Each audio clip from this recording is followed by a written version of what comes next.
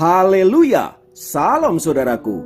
Berjumpa kembali dalam program Jalan Kehidupan. Masih dalam segmen Sapa Jemaat di Rumah, kita akan bersaat teduh bersama-sama agar sepanjang hari yang akan kita lalui hari ini sungguh menjadi hari yang menyenangkan dan diberkati oleh Tuhan. Mari kita berdoa. Bapa, kami rindu lawatan-Mu melawat kami.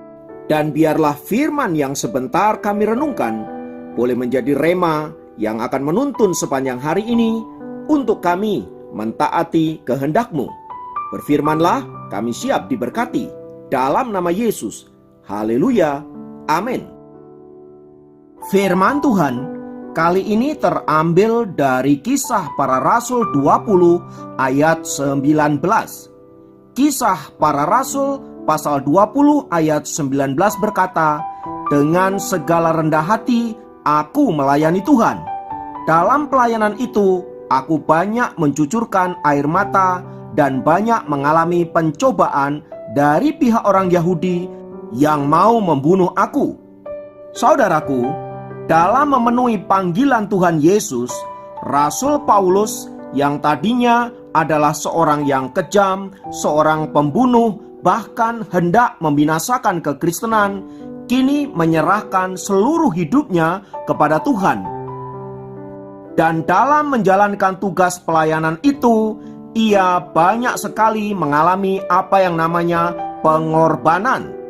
Sebagaimana yang kita baca di dalam firman Tuhan di atas, saudaraku, bagaimana Rasul Paulus menjelaskan bahwa dalam menjalankan tugas pelayanannya itu, ia kerap kali mengalami penderitaan, bahkan pergumulan yang sering kali merenggut nyawanya. Semua itu ingin menggambarkan bahwa ciri utama sebuah pelayanan kepada Kristus adalah pengorbanan. Jika belum ada pengorbanan, sesungguhnya kita masih belum melayani Tuhan dengan sungguh-sungguh. Mengapa? Karena tidak ada sesuatu yang kita korbankan atau kita berikan kepada Allah. Umumnya, orang hanya mau melayani Tuhan saat keadaannya sedang baik-baik saja atau normal-normal saja. Bila keadaannya tidak baik atau tidak normal, maka ia mulai enggan untuk melayani Tuhan, atau bahkan bisa jadi tidak mau beribadah lagi kepada Allah. Padahal saudaraku, sesungguhnya pengorbanan itulah yang sangat diperhitungkan oleh Allah ketika kita mengiring Tuhan atau melayaninya. Jadi, kita hanya dapat dikatakan sedang melayani Tuhan jika kita telah berkorban sesuatu kepada Allah. Apapun bentuk pengorbanan itu, entah itu waktu, entah itu pikiran, entah itu perasaan, tenaga, bahkan harta benda yang kita miliki. Pelayanan yang tidak mengorbankan apapun tidak akan mencapai apapun di hadapan Allah. Demikian juga saat kita beribadah, bila tidak ada korban yang kita berikan kepada Allah, entah itu korban pujian penyembahan atau korban persembahan-persembahan yang kita berikan kepadanya, maka kita belum dapat dikatakan sedang beribadah kepada Allah. Sebab jika tidak ada kadar kesulitan atau pengorbanan di dalam melayani Tuhan atau dalam peribadatan kita kepada Allah, maka pelayanan kita itu tidak akan mendapatkan berkat.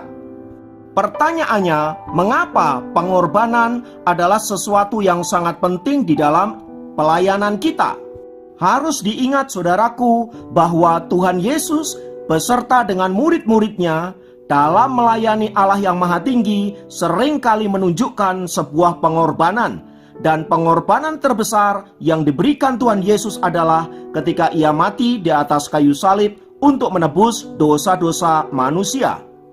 Karena itu saudaraku yang dikasihi Kristus, ketika kita hendak melayani Tuhan, ada beberapa hal penting yang perlu kita renungkan.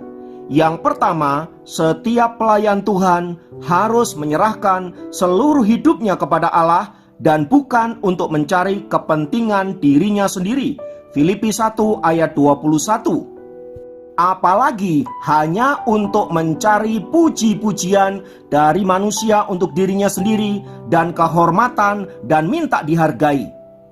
Itu sama sekali bukanlah ciri seorang pelayan. Belajarlah dari tokoh-tokoh Alkitab yang rela menyerahkan hidupnya dan berkorban apapun untuk melayani Allah mereka. Musa contohnya, ia rela mati untuk menyelamatkan bangsa Israel dari penghakiman Allah. Keluaran 32 ayat 30 sampai 35. Rasul Paulus, ia juga rela dikutuk jika itu memberi keselamatan bagi orang-orang Israel. Roma 9 ayat 1 sampai ayat 3. Semua ini, saudaraku, ingin menunjukkan betapa pelayanan itu melibatkan apa yang namanya pengorbanan.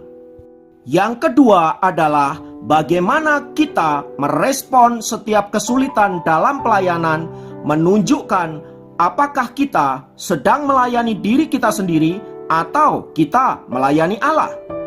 Orang yang melayani Allah, saudaraku, ia tidak mudah patah semangat, ia tidak ngambekan, dan tidak mudah lari dari kesulitan-kesulitan yang ia hadapi. Cara kita menghadapi kesulitan dalam pelayanan menunjukkan apakah kita melayani untuk kekekalan ataukah untuk sesuatu yang bersifat sementara. Jika kita masih mudah marah dalam pelayanan, mudah tersinggung, maju mundur, mengandalkan mudi, kadangkala maju, kadangkala mundur, tergantung moodnya, maka kita harus hati-hati, saudaraku. Jangan-jangan kita tidak sedang melayani Allah, tetapi melayani diri kita sendiri. Harus diingat, penjelasan di atas tadi semua berbicara tentang melayani adalah pengorbanan.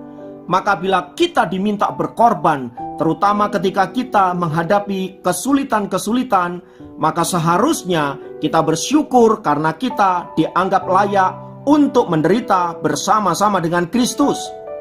Karena itu, saudaraku, mari kita bersama-sama mengintrospeksi diri kita masing-masing. Apakah kita sudah melayani Tuhan dengan benar, dengan sikap yang benar, dengan motivasi yang benar, supaya olehnya kita dapat memuliakan Allah yang Maha Tinggi dengan benar pula.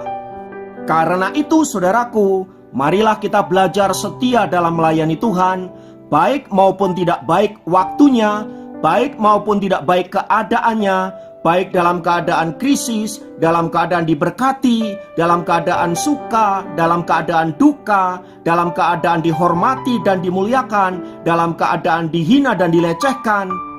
Mari kita tetap melayani Tuhan.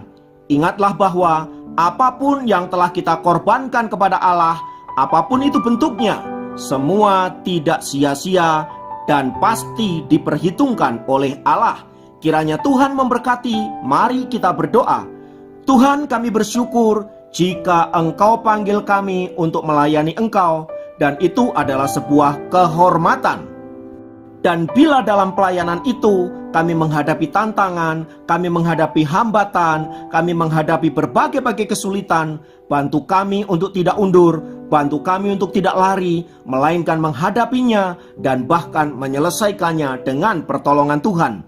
Kiranya firman-Mu memberkati kami, terpujilah Engkau kekal selama-lamanya. Dalam nama Yesus kami berdoa dan bersyukur kepadamu. Haleluya. Amin.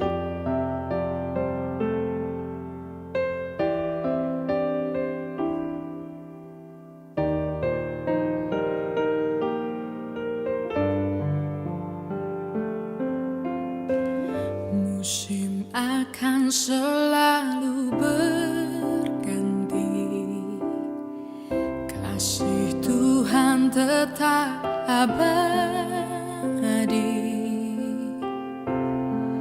tak akan berubah sampai selamanya. Ku tetap percaya, yakin Tuhan memberkati, ku yakin Tuhan melindungi. Burung di